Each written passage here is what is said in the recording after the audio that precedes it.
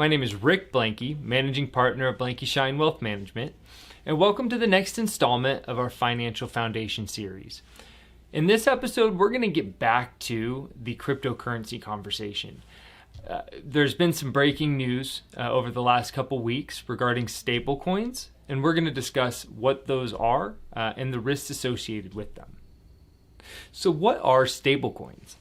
Well, stablecoins are a class of cryptocurrency that attempt to offer price stability as well as being backed by a reserve asset.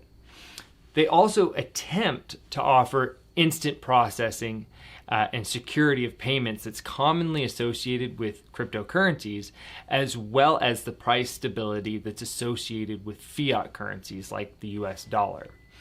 Now, we discussed it in the cryptocurrency video, the idea of Bitcoin or some of these other cryptocurrencies being an actual form of currency. And the issue associated with that is the volatility and the price fluctuation. This price fluctuation and the desire, I guess you could say, from the consumers, the desire of there being a cryptocurrency that is legitimately used as a currency to buy goods and services, the volatility of the Bitcoins of the world gave rise to stablecoins that try to be pegged to a dollar to be a stable form of currency, if you will. Now we're going to move on to the types of stablecoins. And there's three main categories that I want to discuss. The first being fiat collateralized, the second being crypto collateralized, and the third being algorithmic stablecoins. In today's environment, the algorithmic stablecoins are probably top of mind because of the Luna implosion, which we'll touch on towards the end. So fiat collateralized stablecoins.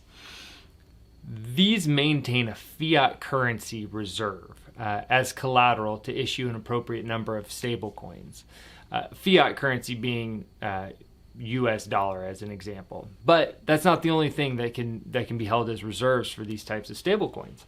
You can use gold and silver. You could use other commodities like oil. But the most common is definitely the US dollar.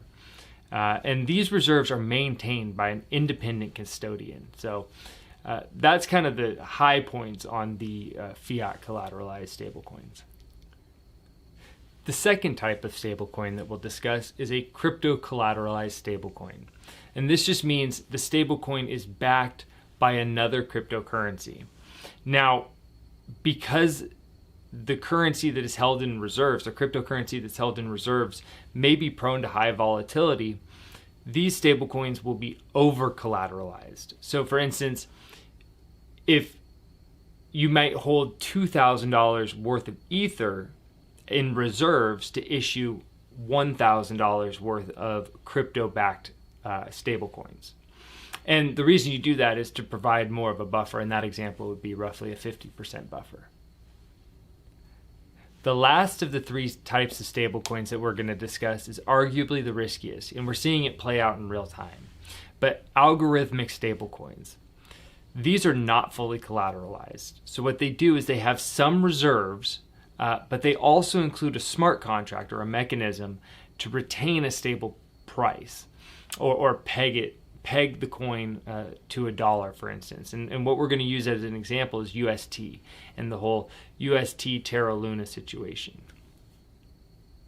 So UST uses a smart contract-based algorithm to keep the price pegged at $1.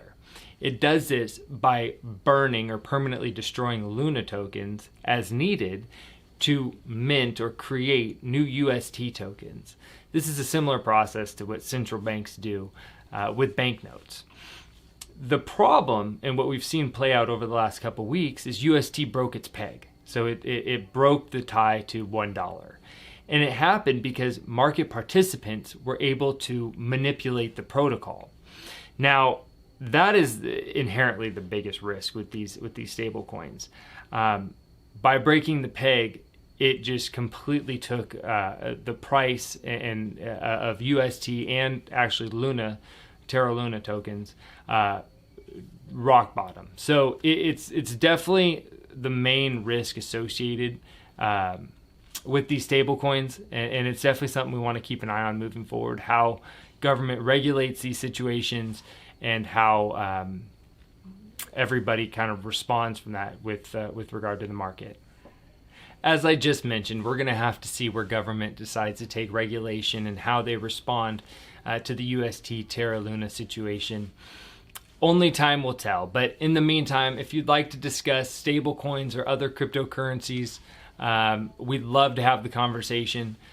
Please feel free to reach out to us in the email below. Love to talk to you. Thank you.